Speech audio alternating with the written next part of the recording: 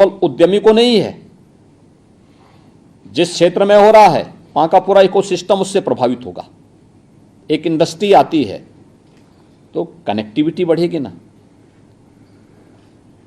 वहीं पे लोग, किसी का रेस्टोरेंट चलेगा, किसी की टैक्सी चलेगी, किसी का होटल चलेगा, किसी का कोई अन्य कार्य उससे प्रारंभ होगा और बाकी वहां के लोग, अलग अलग प्रकार के लोग वहां पे रोजगार भी पाएंगे, नौकरी भी पाएंगे।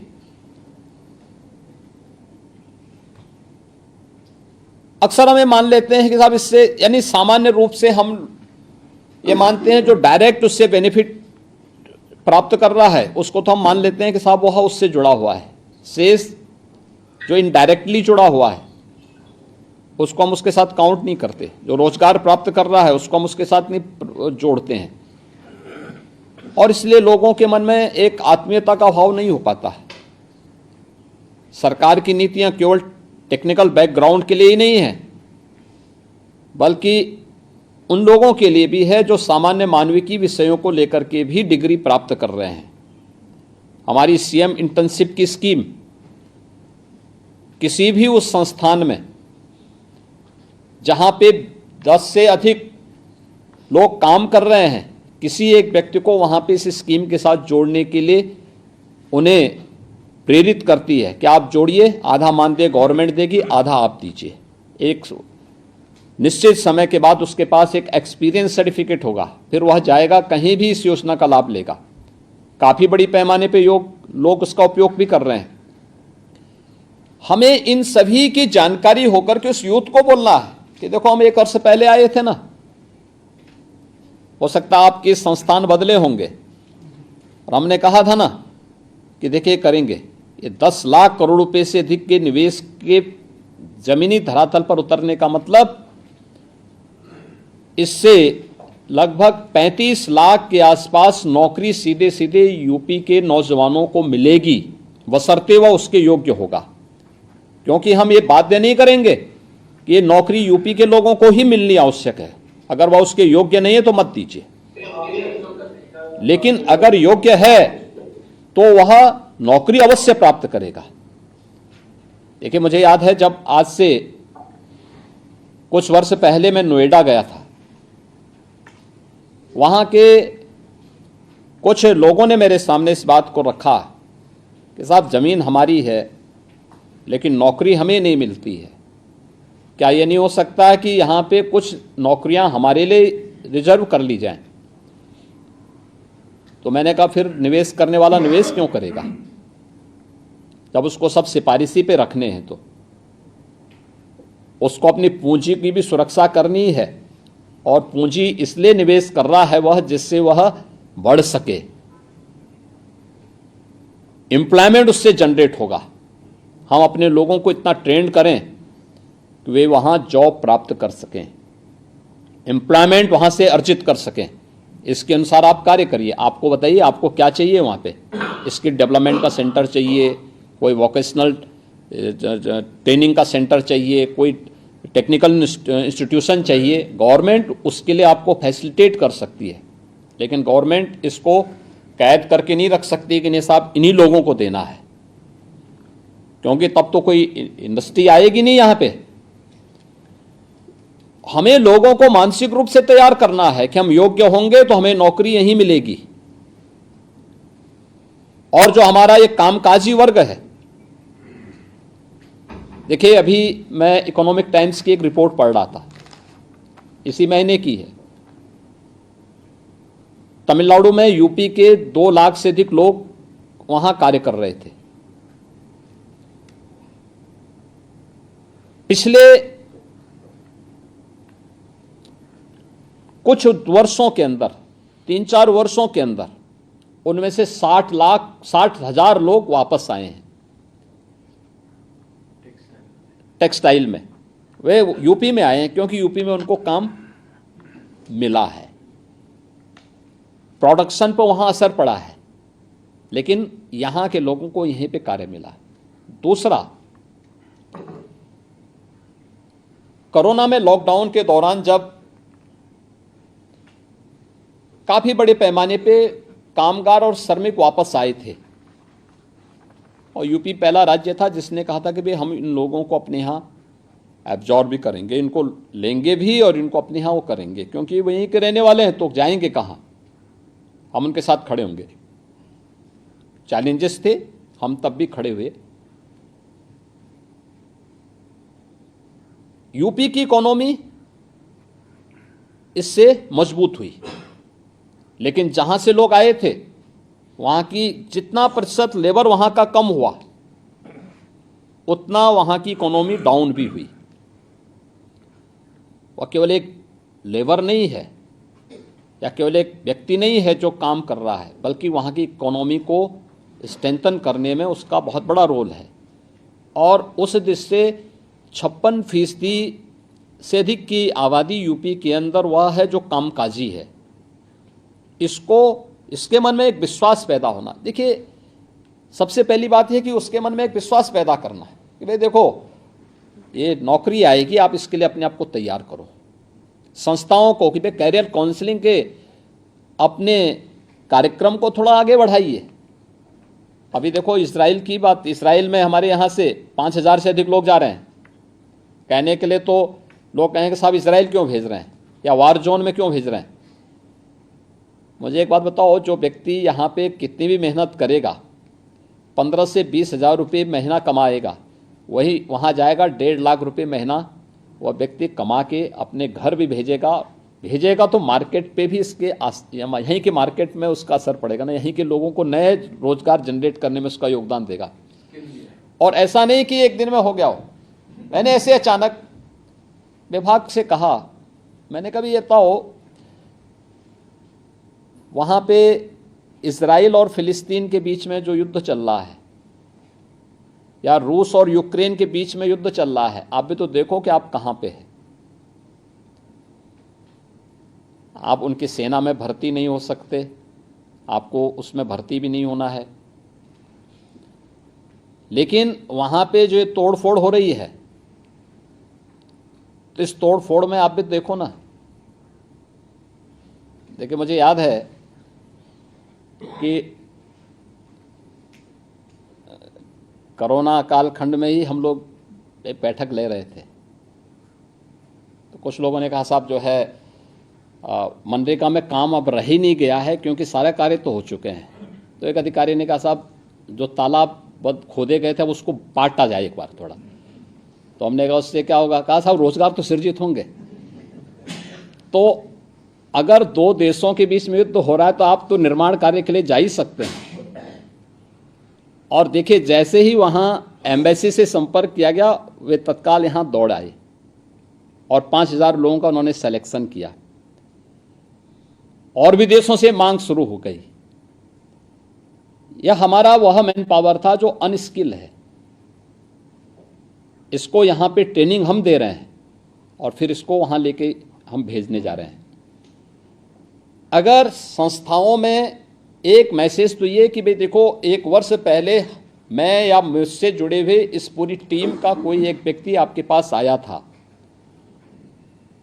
अब सरकार ने उस प्रकार की नीतियां भी बनाई हैं, उस प्रकार के कार्यक्रमों के साथ भी आपको जोड़ रही है। आपके लिए अधिक से अधिक नौकरी यहां पे सृजित हो रही है। इस सृजन की प्रक्रिया के साथ साथ आपके संस्थान को भी अपने आप को तैयार करना होगा, कैरियर काउंसलिंग के साथ इन छात्रों को जोड़ना। इंडस्ट्री की, सोसाइटी की, स्टेट की या देश की या दुनिया की कहां की क्या रिक्वायरमेंट है, इसको वहां पे ढूंढना और फिर उसको यहां पे उन बच्चों को उसके अनुरूप तैयार करना। एनईपी लागू हुई। एनईपी में इस बात को दिया गया है कि हम अपने सामान्य पाठ्यक्रम के साथ साथ अन्य कार्यक्रमों के साथ जुड़ेंगे, उनके स्किल डेवलपमेंट के प्रोग्राम भी साथ साथ चलेंगे। कहीं कोई रोक टोक नहीं है, एक साथ ड्वेल डिग्री के लिए आप कार्य कर सकते हैं, उस पर अपने कार्यक्रम को, अपने कैरियर को आगे बढ़ा सकते हैं। लेकिन 2 डिग्री एक साथ लेने की बजाय अगर वो व्यक्ति अपने कैरियर को आगे बढ़ाने के साथ साथ सामान्य कार्य सीखने के लिए वह व्यक्ति स्किल डेवलपमेंट से जुड़े हुए किसी एक प्रोग्राम के साथ जुड़ता है तो उसका यह पर्पज भी सॉल्व होता है, लेकिन जब वो अपनी डिग्री लेकर के आएगा तो उसके बाद वो किसी चौराहे पर किम कर्तव्य विमूढ़ की स्थिति में खड़ा नहीं होगा, बल्कि अपने को आत्मविश्वास से भरपूर पाएगा।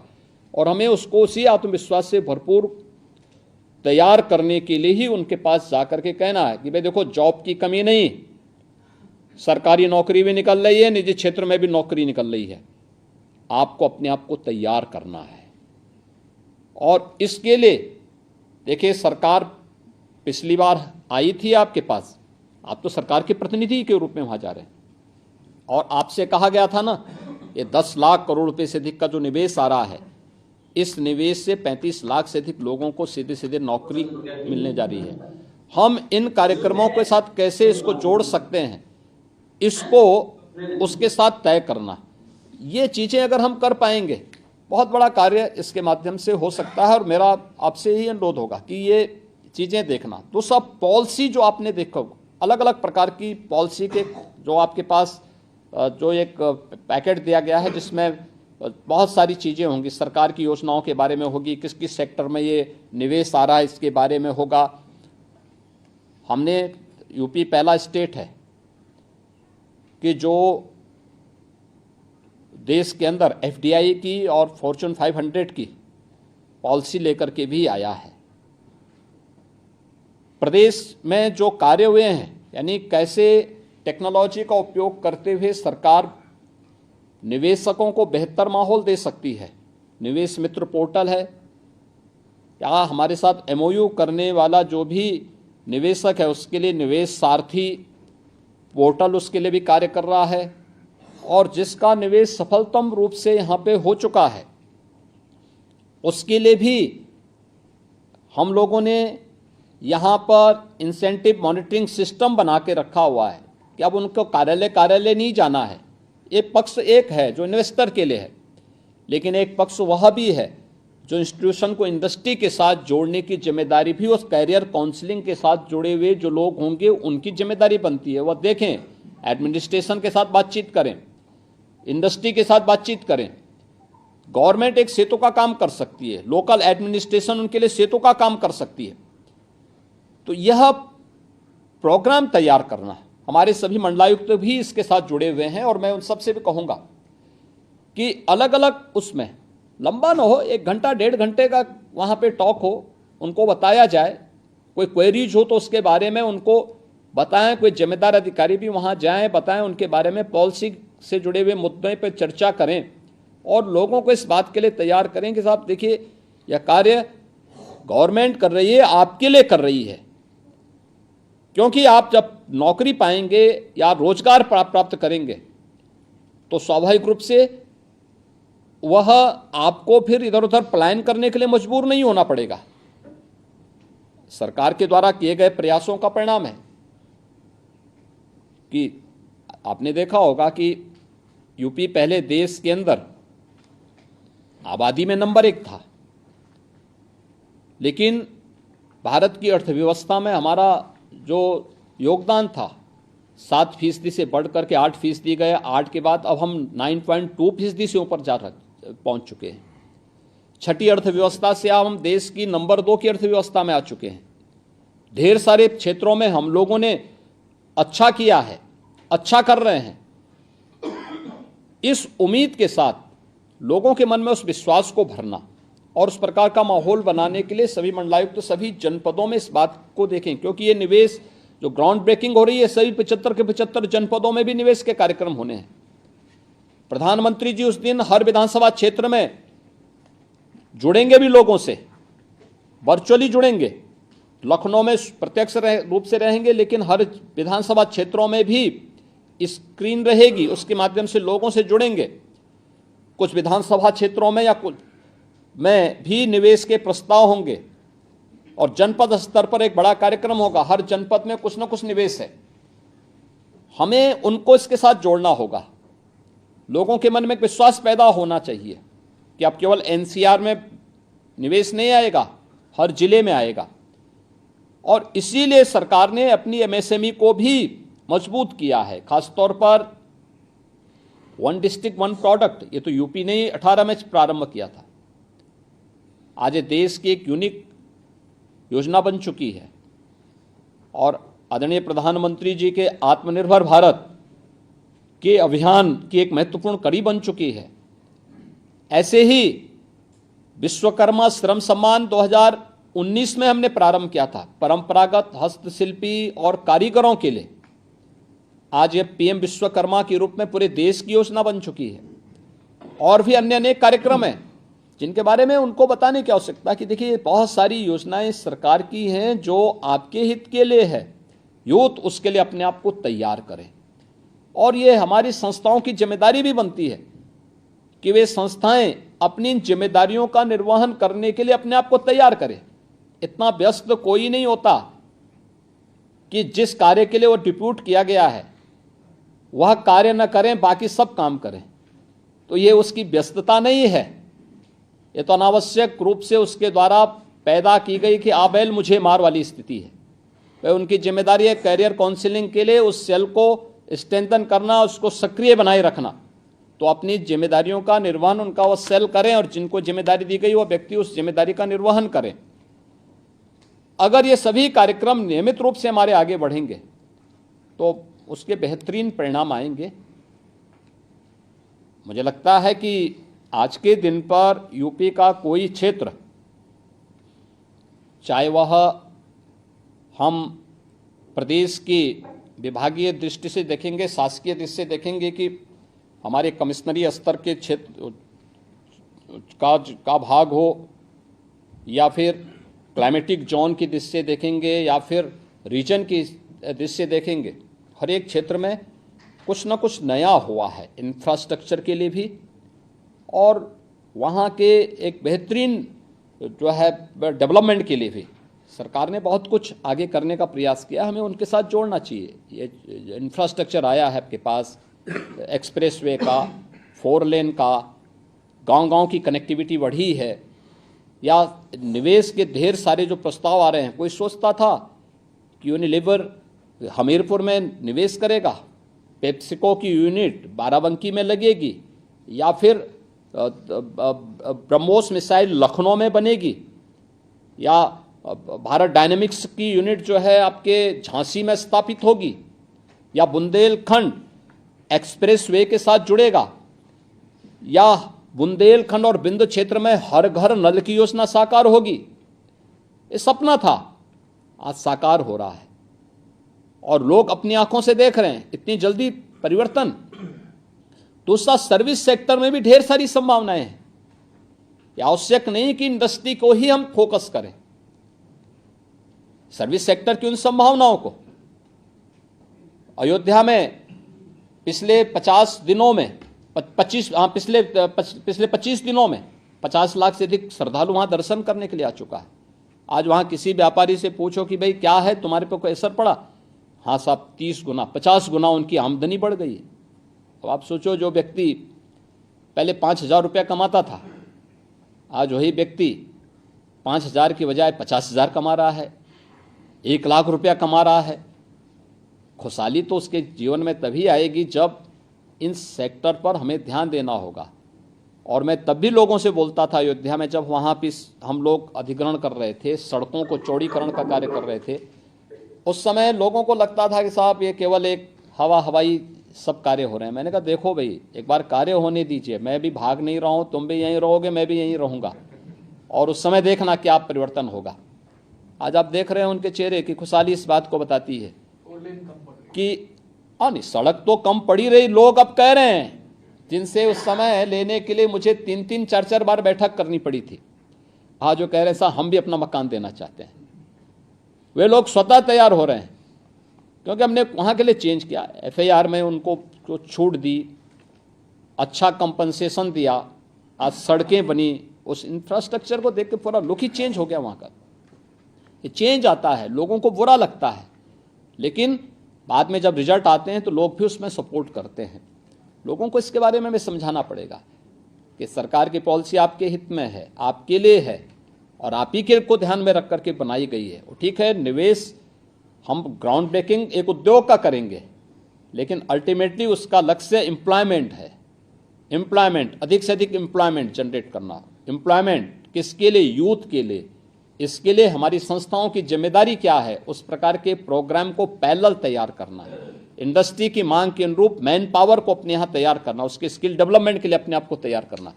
ये चीज़ें अगर हम लोग एक साथ आगे बढ़ा सकते हैं, और उसके लिए आवश्यक होगा कि उसके मन में एक विश्वास पैदा हो, पहले संस्थाओं के प्रति, निवेश के लिए, और प्रत्येक कार्य के प्रति एक आत्मीयता का भाव।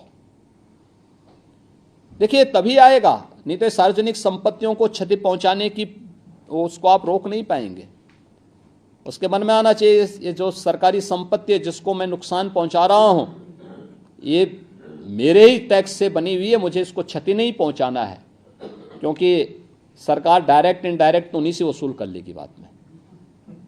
किसी सीएम या किसी मिनिस्टर की अपनी जेब से नहीं जाता कोई पैसा, लेकिन उससे क्षति स्टेट की होती है और प्रत्येक व्यक्ति उसका भुक्तभोगी होता है।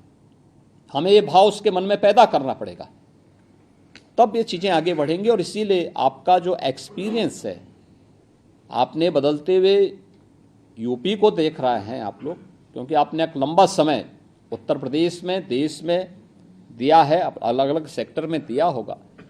आज उसका लाभ भी लोगों को मिलते हुए उसको जब आप देख रहे होंगे तो उनको बताने की आवश्यकता है कि इस चेंज का लाभ अब उठाएं।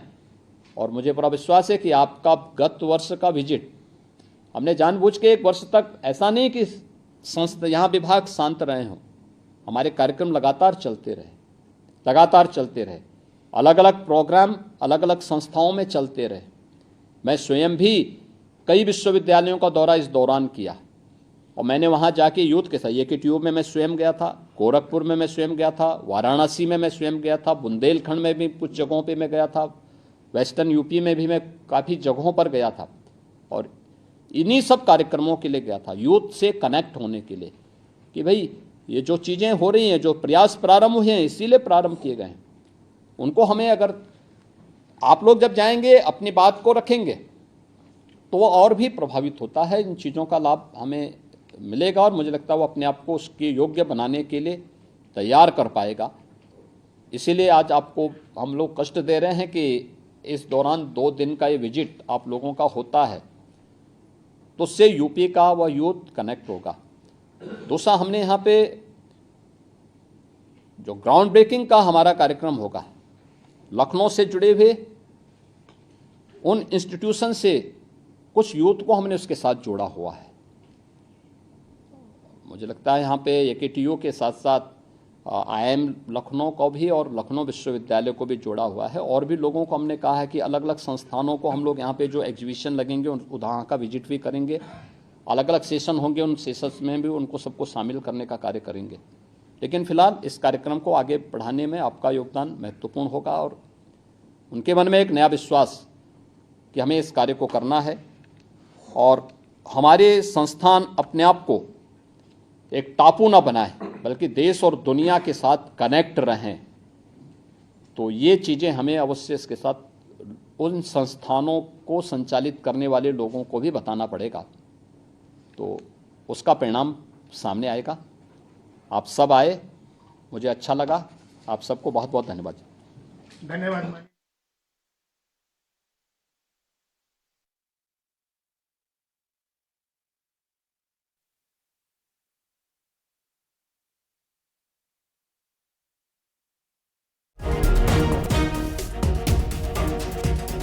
रात को आप सुन रहे हैं, यूपी में लोगों को रोजगार मिल रहा है। जितने लोग यूपी में टूरिज्म के लिए पहुंचते हैं उससे लोगों को फायदा होता है, यूपी के लोगों को। वहीं रोजगार को लेकर भी सीएम ने कहा कि 35 लाख करोड़ का निवेश आया है, जिससे रोजगार के और मौके बढ़ रहे हैं।